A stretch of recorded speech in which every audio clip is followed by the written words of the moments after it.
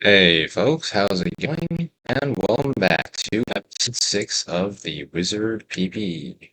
So I did actually record an episode 6 on the Realm rework a few days ago, but that recording was so unbelievably laggy that I don't think I can actually use the footage. So I changed some of my settings in OBS, and hopefully now that will help it not be so laggy. On a different note, I actually just popped a common humanoid pet egg that I got as a drop in the realm. And look at that. M Heal Heal Electric. After, what has it been, like 7 or 8 years playing this game, I finally got an M Heal Heal Electric pet. And that is very, very cool. So I'm going to probably start on maxing that in the near future. But for now, let's go check out the Realm Rework. I have already played the Realm Rework fairly extensively, and I have to say, I think it is a good update overall. In particular, I think one of the best changes that they could have made for the health of the game is that they lower the potions on average that you need to max, as well as making enemies in the realm drop potions more commonly. So that's also a good change for the health of the game, I believe. In the long run, like for example, we just got a defense potion there from that enemy. And all right, now we are fighting a Skull Shrine, which has been re-sprited. I think a lot of the old event gods have been re-sprited in this update. So there we go. Get a defense and a dexterity from that. I should note that in the lost footage, we did end up maxing speed, but we only had 2 speed to max, so I don't think that should come as a huge shock. So you'll notice that there are actually different biomes now. So like for example, we are in the Risen Hell biome right now, and there are other biomes like the Abandoned City or the Dead Church. And the biomes all have unique enemies that have unique drop tables. So, like the Risen Hell drops attack, vitality, and defense, I believe. Those are like the potions that are most commonly dropped here. And I'm sure as the realm rework goes on, it will be easier to decide where to farm potions at, like what biome is the best in terms of where you should be going. So we do have a quest for a Sigma werewolf over here, and he does have a lot of HP. So I don't think we're going to be able to solo this because our damage is not great. Although we can try, I guess. You'll notice that a lot of these new enemies shoot many shots out very quickly, and that's kind of bad for melee classes since you have to be up close to deal damage. It's a lot safer to use range. Also, for a lot of the new bosses, you'll want to take the time to clear out the minions around them, because if you don't, the minions are actually extremely dangerous, so they can just rush in and insta-kill you, even if you have like really good gear. Whereas in the Godlands in the past, that was not the case at all. Like you could basically just ignore the gods as long as you had enough defense and HP. But a lot of these minions are just unignorable now. Another thing that I think the Realm Rework introduced was a problem that has not been that much of an issue before, which is that a lot of these shots are difficult to see against the kind of busy backgrounds of the biome. Of course, like in this case, that's not really a problem because you can see all the shots from the boss very clearly. But in some other biomes, the shots are really difficult to see, like they blend in or they camouflage themselves in the background. So that is always not a good feeling when you have to be super careful to avoid shots that are extremely difficult to see. And all right, we are at the Death Knight, I believe this is. Let's check the name. Yep.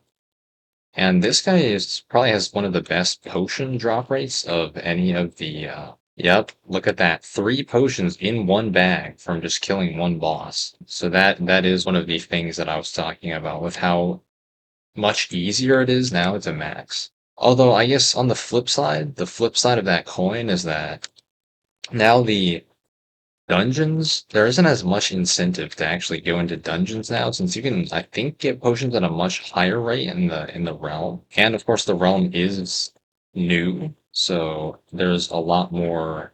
It feels a lot more fresh than doing the same old dungeons would. So that's just my 2 cents on it. And there we go. This realm is actually closed now. Realms close extremely fast in this update. Like for example, we only have 18 people in this realm. This guy's a 4/4 set, and the realm has already been closed. So that is something that can be good if you're looking to do a lot of O2s, or if you're looking to close the realm super fast for an O3 or something. But as of right now, it feels like sometimes the realms close a bit too fast. Like sometimes you want more time to just spend in the realm just farming enemies. But then the realm closes like in 10 minutes or something, and you don't really get the chance to. That is something that will have to come with time, because right now the rework has just dropped. Everybody's in the realms basically, so all the realms are over full. But once the update cools down a bit, I guess we'll see how the realm will progress in terms of how fast they close, which could be different from how it is now, since we're seeing a skewed representation of this kind of speed in terms of realm closing. All right, so I think we're probably not going to even do orcs at this point. I think once this realm closes, we'll just hop right back into the fresh realm after it's released. And you'll notice that a lot of the old enemies are still here. I believe all of the old gods from the Godlands have just been repurposed to new biomes. The only gods that are gone permanently are the constructs, I believe, and that's not a huge loss in my opinion. So, unless you're a big construct enjoyer, I don't think you'll feel that loss super heavily. And there we go, that lag indicates that a new realm has been created. So let's just Nexus and go right back into the beta realm. The reason that there aren't as many people in this lobby is because it's a bit of a weird hour, I'd imagine, and a lot of people who play this game are EU, so this hour is like, I don't know what it is, maybe like 11 p.m. at night, so maybe like a bit too late. And yeah, a lot of the old enemies have been resprited, like this thing over here in the Midlands has been resprited, as well as a bunch of other enemies. I've also seen people saying that for new players, this update is actually pretty confusing because you can go from like just pirates on the beach to getting one shot by a god in like 2 seconds. And I've never actually seen this boss before. So it's a dragon, apparently. I think a lot of these shots in this update are also armor break or armor pierce. So that again, if you're on melee, that's not good at all. This thing has a lot of HP. What the heck? Okay. We'll stop and clear a few of the minions around here because we do not want to be taking back shots from a minion while we're clearing this dragon boss. And hopefully the treasure chest actually drops something useful, because it is a treasure chest, so it would be ironic if we got nothing from a treasure chest. Oh, okay, a chase phase. Interesting. That is a lot of shots at the same time. Wow. All right. Let's see. And we got a 0. Okay. That seems ironic, given that it was a treasure chest that I guess had nothing in it. But okay, sometimes in this game you get a full course meal and sometimes you just starve. That is just how it is. And okay, the insurgent rebel commander is almost already dead, and there we go, he's dead.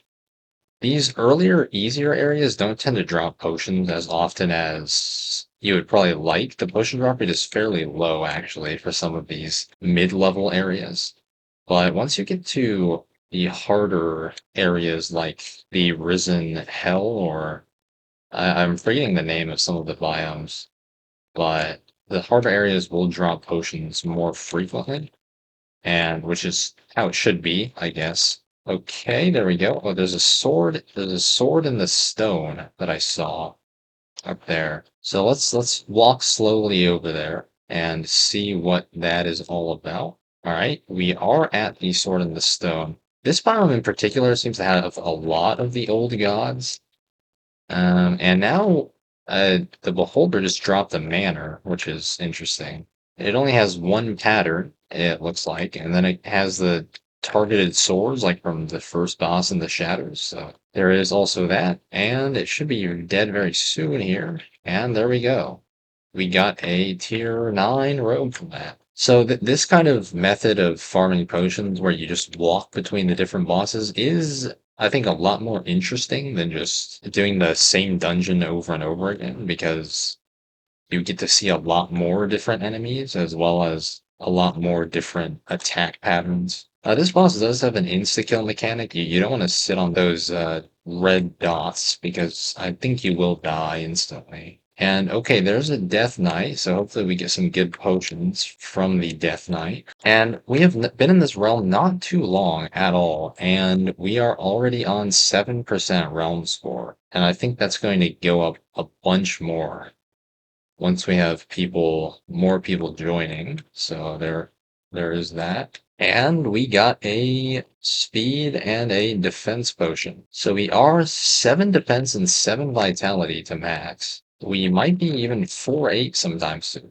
which would be fantastic. And let's teleport over to the Sword and the Stone. I think the XP give rate of the minions is also very good. I've noticed that my fame gain has increased a lot just from playing in the realm, which is nice. Fame is always something that I will need. I'll probably need a lot more fame actually, since I just got that M heal heal electric pet. So although I do wonder how long it will take me to get it to divine. I don't really want like a max divine pet. I just want the divine pet for the bigger sprite.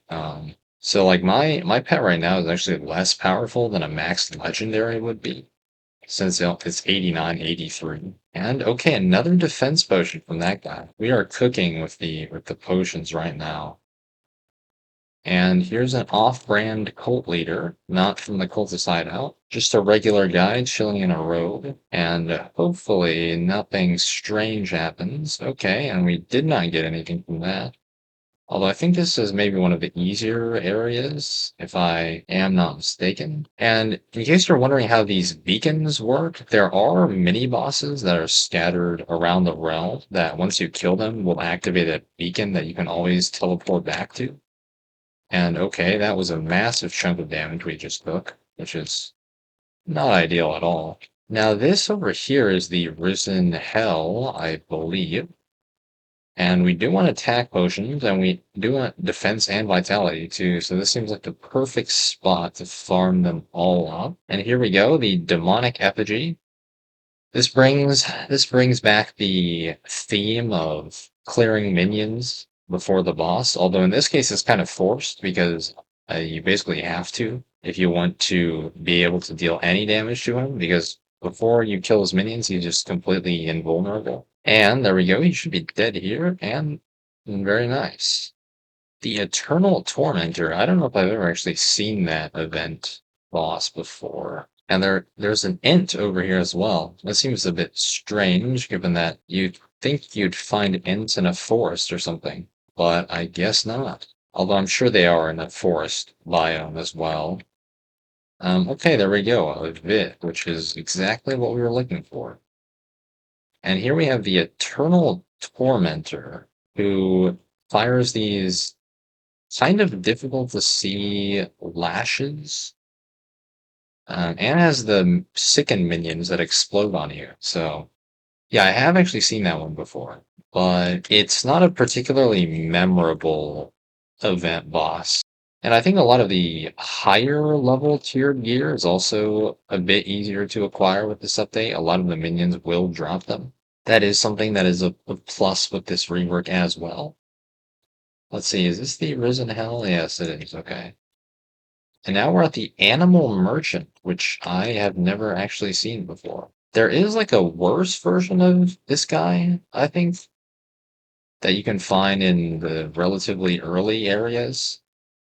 but I've never actually fought his final form, which I guess this is his final form in terms of the realm rework areas. Okay, and nothing. That's fine. That's about par for the course. And let's see, abandoned city. Okay, what is the abandoned city exactly? We have these minotaur things, and then medusas right here as well. And then we have buildings as well, which is interesting. So the dead church, the plains, the sprite forest, and then let's teleport over back to the arisen hell. The enemy density in the realm rework is a lot better than it was during the vanilla era, mainly because there were a lot of times when you would just clear the godlands and then there would be no new gods that spawned at all, basically. And so you would just never have any enemies to kill at all. You'd just be running around with nothing to do, basically. And that's almost never a problem in this update. Almost always you will be able to shoot something if you're in an advanced area, which is very nice. And there we go. Kill that dragon there. And okay, we have three of these guys at the same time, or two of these guys at the same time. We are moving into a new area. I think this is the Dead Church, I want to say, if I am correct. Let's see. The Shipwreck Cove is this one over here. And then the Dead Church is this biome with the suspicious looking brown tiles. So I am enjoying this update quite a bit overall. It seems like a big step in the right direction for this game, which I love to see because this is a game that I really like. And it feels like it has been stagnating for quite some time. So to have something this big drop is super exciting. And hopefully Dega can keep on making changes in the right direction to keep on pushing this game in the direction that it needs to go. All right, let's go back to the Dead Church. There's a Death Knight over there, so we will want to go over to it. And here we go. We're at the Death Knight. There are a lot of minions around, so this could get a bit sketchy, to say the least. Oh boy, okay. Let's let's just dodge, as they say. I'm not going to activate him just yet, since these minions are going to be extremely annoying if we're fighting him as well. Okay, let's just clear that out. And for the realm update, Sorcerer in particular seems like it would be a super good choice because of the high damage and the AoE potential from the Scepter. Alright, there we go. I think I've cleared out most of the minions. Nope. Okay, there's still a few around here. And I'll even go as far as to go into the other biome that's nearby. Kill these guys. Oh, and that guy dropped the potion. Okay. And it was an attack, which we really do need. I'm just going to patiently circle around the outer perimeter just to make sure that nothing's going to shoot me from behind and take me out. So, and these minions. Okay. And there is one last one. One guy over here who has a shotgun. So we want to take him out ASAP. And this guy over here as well. Call it in the chat in case anybody wants to come over here. And this guy seems to, okay, there we go. We can activate him by walking close to him. And he will be dead very soon. And there we go. He is dead. And we finally got an HP ring from that. I think that will replace our captain's ring for now. And then we'll take the attack potion, definitely. I'm going to drop these speed and dexterity potions since we do not need them. But now we have a bit more HP, 50 more HP than we did before. And we got a wisdom from that minion, and an attack from that minion. We are getting there in terms of maxing. Although it's kind of weird that the small minions drop potions, I think, at a higher rate than the big ones do, although I'm not sure if that is actually the case, but it does seem that way. All right, let's come over to the Risen Hell, and we got a defense potion. Okay, very nice. I'm not sure if these ghost things actually drop anything useful that we need, but we'll kind of have to clear them out anyways, because they are a bit of a nuisance if they're left alive, so we might as well. And we are 52% at 52% realm score. And this is with only like 16 people for the past, since the realm began. Should be a good indication of how fast the realms close. And we got a defense. Okay, very nice. Oh, the ghost actually dropped vitality, which is very useful for us because vitality pre-rework was one of the harder potions to max, considering you basically had to do abysses for vitality, and abysses are kind of a painful dungeon to do because the minions are so dangerous and the rushing is very rough. As someone who's rushed abysses in the past, I can say that from experience and almost dying many times to the abyss minions. So, oh, an astral rift. Okay, I have never actually seen this one before. I can say that for certain. I wonder if this is more of a rare. Is this more rare than the? Oh, I guess it's because this isn't like the sprite domain, which I have not gone to very often since I think dexterity and speed drop the most often from here, and I have already maxed both of those stats. So, and this guy will be dead soon, and he dropped a dexterity. Let's see, we are now very close to maxing defense and vitality just from kind of just clearing this realm. And somehow we ended up back on the beach, or in the desert at least. So that's very interesting. And let's go back over to the Risen Hell. And oh, there's actually a Death Knight over there that the 4/4 Huntress is at. So let's drink this attack and teleport over to him. All right, and the armor break is very, very useful. And we get a key bag. Okay. We now have the indicator. And so now this is the time to showcase the power of the beacons. We just teleported over to that boss, and we want to get back to the Risen Hell. So we can just easily teleport back to the beacon. And it's like nothing ever changed. We are right back where we started. There we go. There is a Death Knight up here somewhere. But somebody called a cube god, so I think I will teleport over to him. Let's just spellbomb him from afar. Seeing the sprite world conveyor belts in the realm is super trippy. And he's almost dead. He's almost dead. Very close. And there we go. A vitality. And there is a hogbolt engine over there. Well, we are just farming up attacks. We're now at 61 attack, so we have made significant progress on our attack stat as well, just from playing in the realm. So that is a testament to how good the realm rework is for farming potions. And okay, another attack potion and a vitality potion. So 3 vit and 4 def to max. And that skull thing dropped a vit and an attack in a single bag. Our character is definitely no longer thirsty given the amount of potions that we drank in this one session in the ROM. Alright, after I clear out these last few minions, I think that will be a good stopping point for this video. And all right, there we go. Well, thank you guys for watching this episode, and I will see you in the next one.